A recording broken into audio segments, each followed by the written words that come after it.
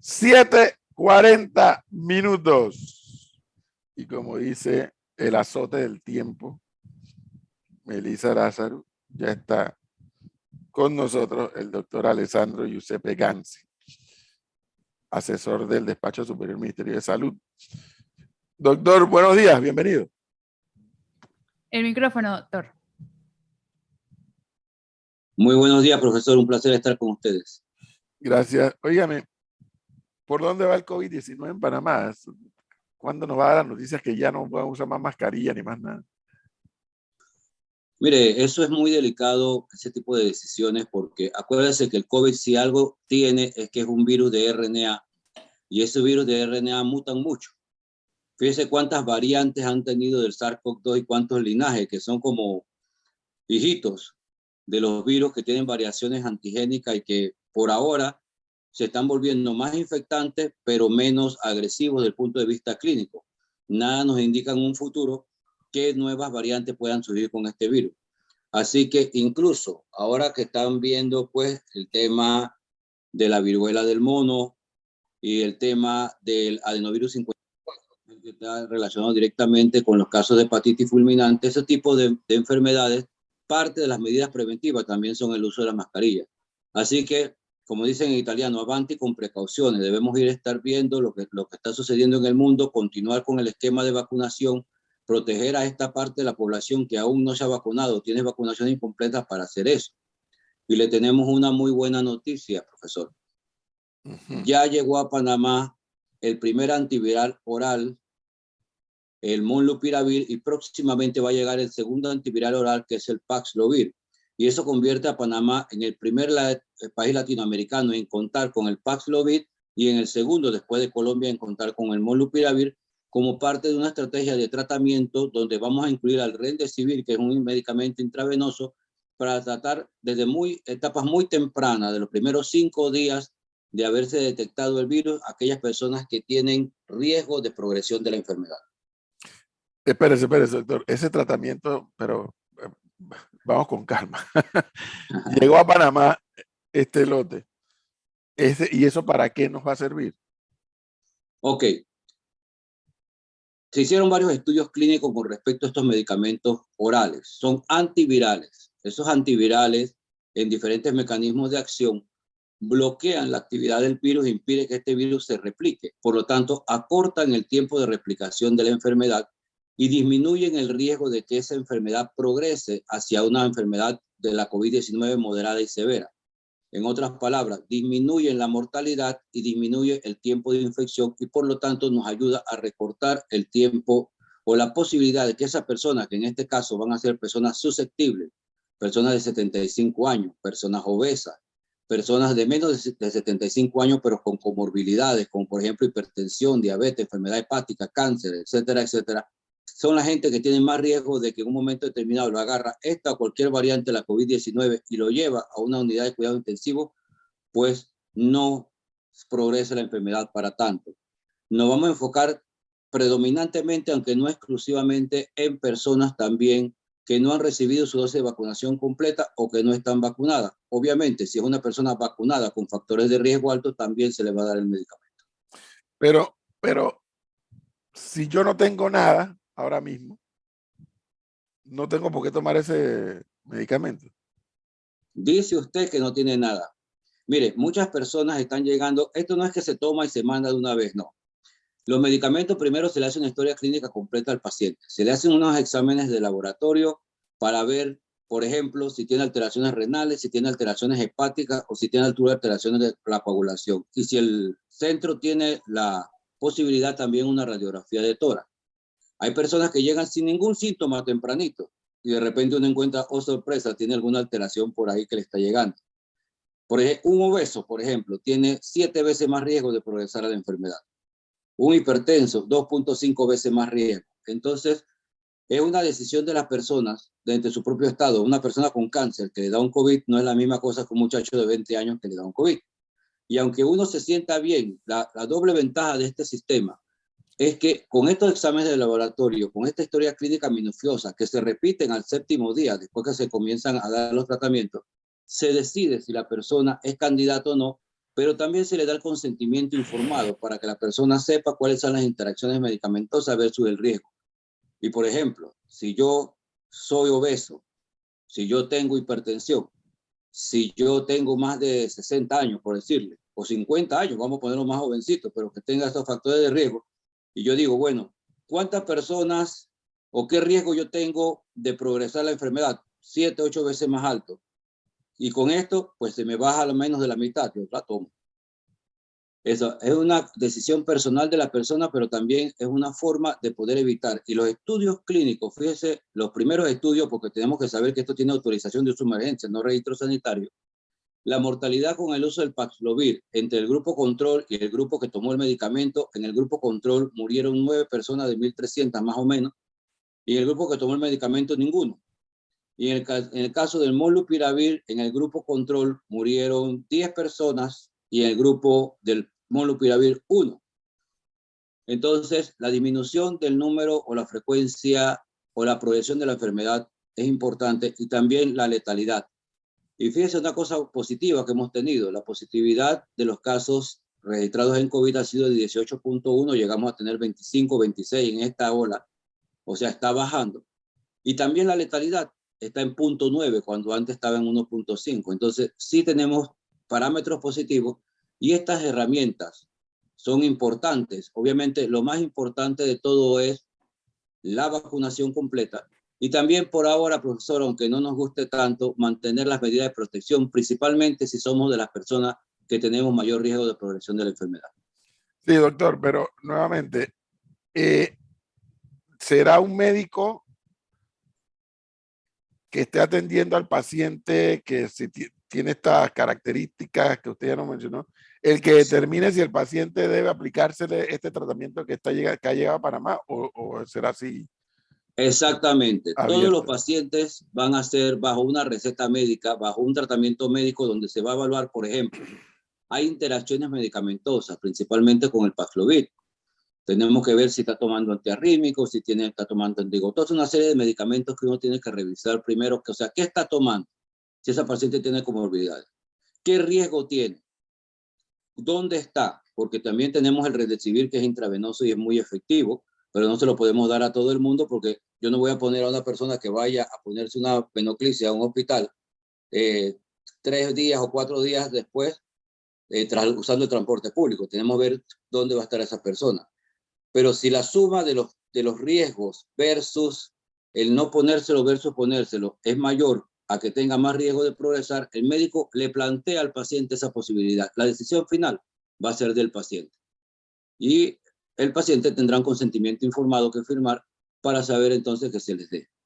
Ahora, del riesgo-beneficio, como yo le digo, eso es individual de cada paciente y por eso debe ser un médico ya con entrenamiento, que nosotros ya hicimos un primer entrenamiento de 100 médicos panameños y esta semana vamos a continuar en diferentes provincias, en diferentes áreas, entrenando a los médicos en el uso de estos medicamentos para que tengan una herramienta más en la lucha contra la COVID-19. Entonces, no se trata de que tenemos que ya formar ninguna fila para que nos den nada, pues vía oral, nos dice usted, sino que aquellos que pacientes que logran, que el médico logra detectar a tiempo que está con los síntomas del COVID y que tiene estas comorbilidades, es al que le podrían aplicar esto. Lo vamos a hacer, por ejemplo, en los centros de hisopados hay médicos, en los equipos de trazabilidad hay médicos. Se le hace una historia clínica rápida. Y si el paciente, por ejemplo, es hipertenso, tiene más de 75 años, tiene cáncer, tiene diabetes, tiene esto, tiene aquello, entonces se refiere a un centro donde un médico lo va a atender, lo va a evaluar más concienzudamente y va a determinar si el medicamento es apropiado para él o no. Doctor, aquí tenemos un debate entre el profesor y mi persona con respecto, y Flor también, con respecto a la política de China de COVID-0. Luego de 2 años, ¿no? Las restricciones, las cuarentenas por 40 días. Esa política ya se olvidó, ya pasada la página. Tenemos que convivir con el virus en vez de mitigarlo de esa manera. Es que nuestra situación es diferente a la de China. La tolerancia cero involucrado que la población que expuesta al virus, o sea, la inmunidad natural que tú adquieres por una exposición, porque te dio el virus, en China ha sido mucho menor que en nuestros países, por ejemplo, donde ha habido gran cantidad de la población que han contraído la enfermedad. También el tema de las vacunas. Las vacunas que se utilizan en Panamá son vacunas de RNA principalmente o de virus atenuado. La vacuna china tiene muy buenas posibilidades, sin embargo, los estudios han dicho que es menos efectiva si nosotros comparamos, por ejemplo, con las vacunas de RNA o con las vacunas que utilizamos en Panamá. Y los chinos tienen un sistema de disciplina mucho más alto debido a su estatus y a su forma de vida y a su forma de gobierno, que permiten estos lockdowns, estos cierres. Ahora, ya en este momento, la población que ha sido expuesta al virus, que tiene una inmunidad natural o una inmunidad híbrida, que son aquellos que han tenido también la vacuna con la infección, es más alta que las personas que no han sido expuestos en este país. Entonces, la estrategia es diferente. Y además, las nuevas variantes y linajes se han vuelto más infecciosos, o sea, hay más gente que van a poderse contagiar con ellos, pero menos agresivos desde el punto de vista clínico. Teniendo también una población más pequeña y teniendo todas las herramientas que el gobierno nacional se ha esforzado en suministrar a la población panameña, yo pienso que nosotros podemos mantener nuestra actividad económica tomando las medidas de precaución que estamos tomando en este momento y tratando a los pacientes en la medida que se tenga. Lo más importante de todo es que las personas tienen que vacunarse. Todavía tenemos mucha gente que no se han vacunado, tiene vacunación incompleta, y es un país que tiene la disponibilidad de las vacunas para todo el mundo, sea panameño, no sea panameño, sea migrante, el que sea se puede ir a vacunar. El que sea se puede ir a tomar un hisopado si se siente con algunos síntomas clínicos que pudieran sugerirlo o sospechar que tenga la COVID-19. Usemos, por favor, las herramientas que tenemos y combatamos este virus. Este tipo de Lo que virus. pasa, ahí lo interrumpo, doctor, porque, a ver, en este programa hemos ido y somos pro vacunas, hablando un poco de los beneficios de las mismas. Pero sí, en lo particular, a mí me llama la atención cuántas vacunas nos tendremos que poner. Al profesor no le guste que uno no ponga en duda la efectividad de las vacunas, sino uno se pregunte, bueno, ¿hasta cuándo yo voy a dar mi brazo para que me pongan la tercera, la cuarta, porque una quinta y una sexta? Y así sucesivamente, o una anual, o una cada 6 meses. La pregunta es, desde el gobierno central, desde el Ministerio de Salud, ¿cuál va a ser la política? Son 3 dosis, el esquema completo, más el refuerzo. ¿Se puede hablar de una quinta dosis o una segunda dosis de refuerzo? La respuesta es simple. Fíjate, hay 2 tipos de virus principales, los virus de RNA y los virus de DNA. Los virus de DNA son virus mucho más estables, o sea, mutan mucho menos. Por ejemplo, los virus de la viruela es un virus de DNA. Ese no va a mutar mucho y las vacunas son más efectivas a largo plazo. Los virus de RNA mutan. Si los virus mutan, se vuelven poco a poco, generalmente, no siempre, menos agresivos, más infecciosos. Esa es parte de la habilidad del virus para sobrevivir. Claro. Y eso va a involucrar que al final, posiblemente, aunque no es el único escenario que podemos contemplar, se tendrán que poner vacunas periódicamente o estacionales para poder ir controlando esta enfermedad, como en este momento se hace con la influenza. Claro. Y con algunas otras enfermedades, que tú todos los años te tienes que poner una vacuna. ¿Cuánto dura la vacuna? Ni siquiera todavía eso lo tenemos, porque fíjate, se dice que disminuyen los anticuerpos a los 3 a los 5 meses dependiendo de las personas, pero eso no quiere decir que tu inmunidad se haya eliminado, porque también unas células que se llaman células T de memoria, que mantienen una memoria, como dice un software al respecto, ¿no? Que si tú te vuelves a infectar, ellos vuelven a llamar a los linfocitos B a producir anticuerpos y luchar contra el virus. Y la inmunidad híbrida, la inmunidad de pacientes que tuvieron la enfermedad y también recibieron la vacuna, es incluso más robusta que la inmunidad de solamente la vacuna. Entonces, la población está cambiando en cuanto a su aspecto inmunológico a medida que se va exponiendo más y más a este virus. Pero también las vacunas van evolucionando. Ya han salido nuevas vacunas con las nuevas versiones de Omicron, que todavía están en una fase de análisis, de experimentación.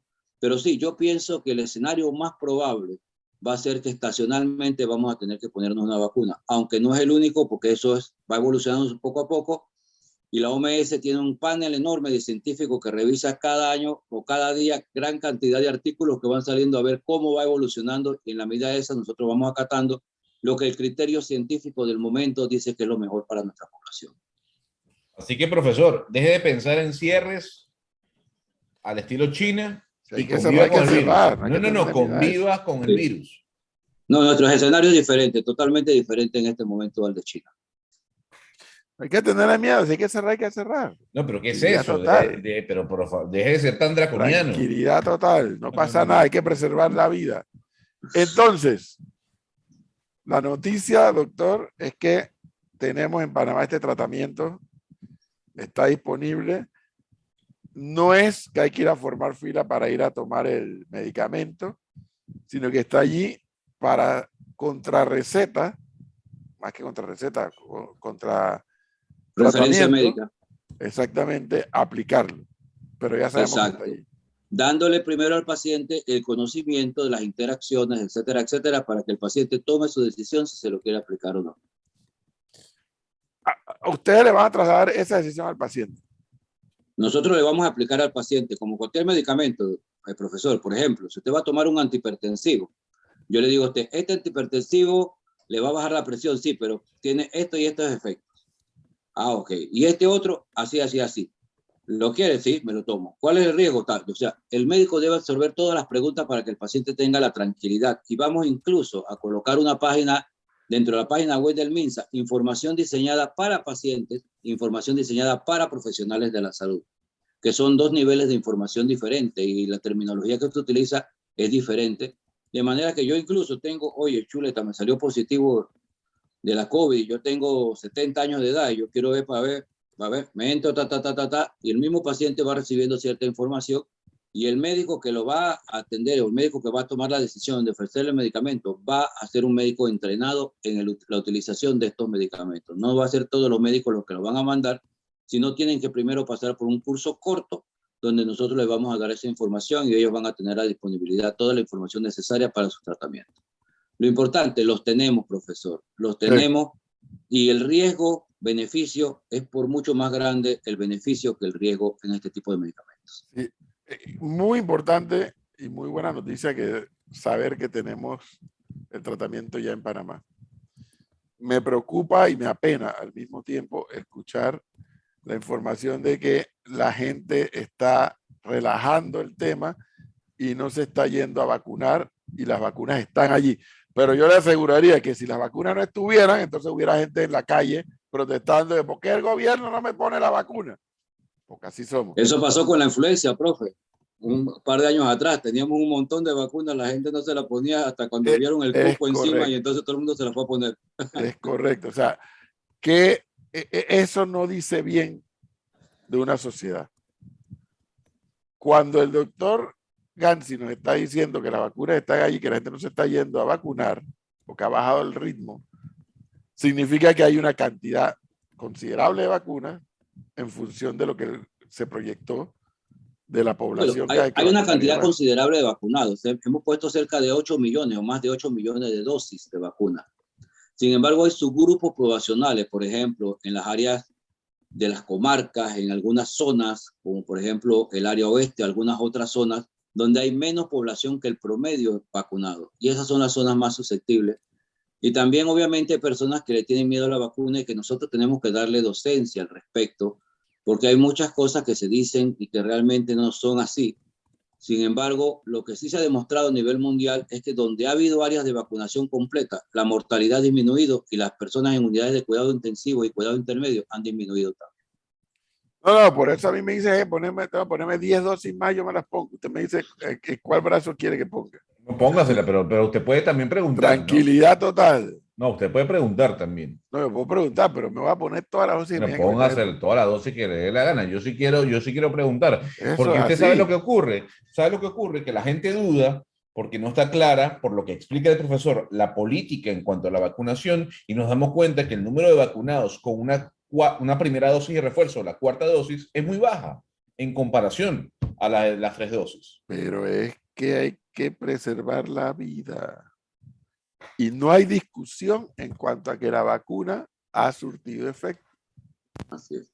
Todo lo demás se puede discutir, pero que la vacuna surtió efecto no es tema en discusión. Entonces, aquí el tema es la vida.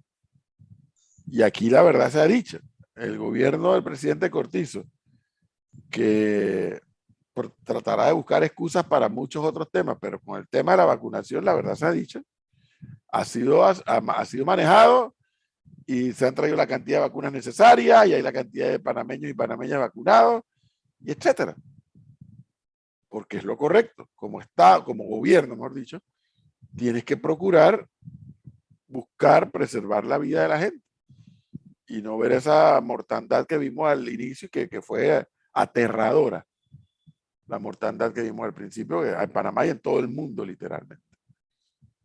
Así En la es. medida que la ciencia siga avanzando, porque al final, Gonzalo, la misma ciencia es la que va a decir, ya no hace falta ponerse más vacunas. Pues ya no hace falta. Claro, pero hay que preguntar, ¿no? Tema científico. Hay que preguntar. Este es un tema de ciencia, no es un tema de si a mí me gusta Yo sé, ya o va, me disgusta. yo sé, La los misma ciencia lo va a números decir. están allí, los números están allí, pero repito, hay que hacer una campaña, hay que seguir explicando, porque no es un secreto que el porcentaje de personas vacunadas con 2 dosis disminuye drásticamente con 3 dosis y disminuye aún más con la 4ª dosis. Yo tengo que esperar 90 días para ponerme la 4ª. 90 días después que salí del COVID. Y aunque me han dicho, doctor, que no es necesario. Bueno, yo le digo que eso depende mucho del riesgo. Si yo sé que soy una persona obesa, si yo tengo cáncer, si yo tengo inmunosupresión, si yo tengo diabetes, si yo tengo todos los factores de alto riesgo, yo me pongo el refuerzo que necesite. No son dosis realmente, son refuerzos. Si yo en un momento determinado soy un muchacho que ya tengo mis 2 dosis, posiblemente diga ya yo tengo eso, yo me defiendo con eso, pero es coger los mangos bajitos, como dice el profesor. Si se tienen las opciones, ahí están. Sí. Ahí están los medicamentos y ahí están los tratamientos, porque las vacunas son medicamentos biológicos, para que sepamos también, ¿no? Bueno. Doctor, muchas gracias. Muy amable. Gracias a usted, profesor, y que Dios bendiga a Panamá. Gracias. Y a los compañeros también del programa. 8:02 minutos, Melissa.